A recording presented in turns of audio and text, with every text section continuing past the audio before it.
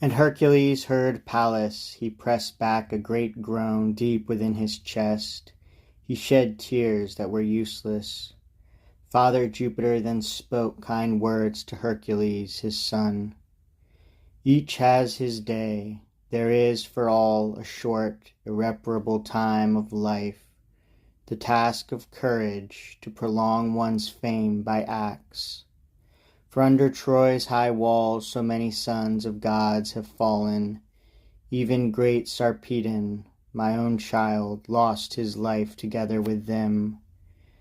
And Turnus too is called by his own fates. He has reached the border given to his years. He speaks, then turns his eyes from Latin fields. But Pallas casts his spear with massive force and tears his bright sword from its hollow scabbard.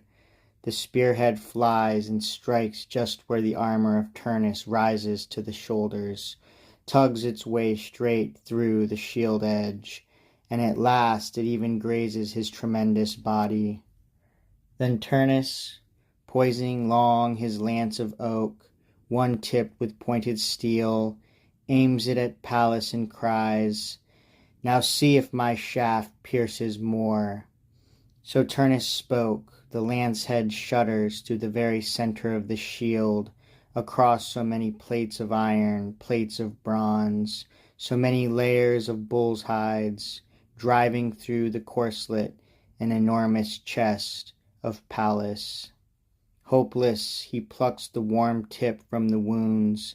His blood and life flow out by one same path. He falls upon his wound. His armor clangs above him. As he dies, his bloody mouth strikes on the hostile ground. Then Turnus stands above him, crying, "O Arcadians, remember, take my words back to Evander. Just as he has deserved, I send him Pallas. Whatever comfort lies in burial, I freely give. His welcome to Aeneas will not have cost your king Evander little." This said, his left foot pressed upon the body, and he ripped off the ponderous belt of Pallas, on which a scene of horror was engraved.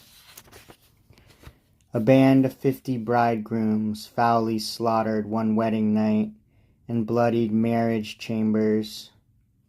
This had been carved in lavish gold by Clonus, the son of Eurytus.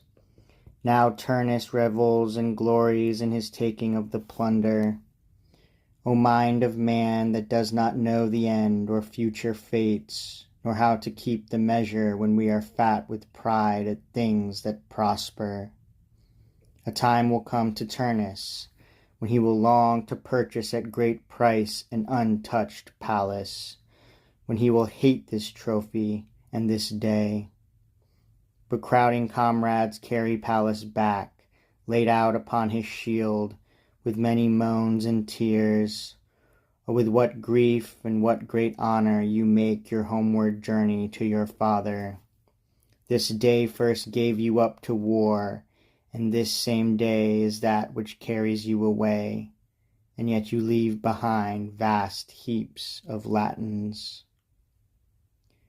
Now not mere rumor of the slaughter, but a messenger more certain brings Aeneas word that his comrades stand beside death's danger. The routed Teucrians now need his help. His sword hacks down whoever stands most close, as hot he cuts a broad path through the Latins with steel. For Turnus, he is seeking you, you insolent with your fresh killing. Pallas, Evander, all are now before his eyes, the tables he first came to as a stranger, the pledged right hands. He grabs 4 youths alive, 4 sons of Sulmo, then 4 raised by Ufens, to offer up as victims to the shade of Pallas, to pour out as captive blood upon the funeral pyre. Next from far Aeneas casts his hostile lance at Magus, but Magus is adroit enough to stoop, and quivering, the lance flies over him. He grips Aeneas's knees, and suppliant, he begs him, by your father's shade, and by your hopes in rising Iülus, I entreat, do spare this life for my own son and father. I have a splendid house. There, hidden deep, are many talents of chased silver. I have heaps of wrought and unwrought gold. The victory of Trojans cannot turn on me. One life will not make such a difference. So Magus. Aeneas answered him, those heaps of talents, the gold and silver that you tell of, Magus, save them for your own sons. Such bargaining in war was set aside by Turnus first, just now when he killed Pallas. This is what Anchises' shade decides, and so says Iülus. With this he grips the Latin's helmet crest in his left hand, his right drives on the sword hilt high into that bent, beseeching neck. Not too far off was Haemon's son, the priest of Phoebus and Diana, with his temples encircled by his headband's holy wreath. He glittered in his robe and splendid armor. Aeneas comes upon him, driving him across the battlefield, and when he stumbles, stands over Haemon's son, and slaughters him, and wraps him in the giant shade of death. Serestus gathers up the arms as booty, and bears them on his shoulders as a trophy he meant for you, King Mars, who stride in battle.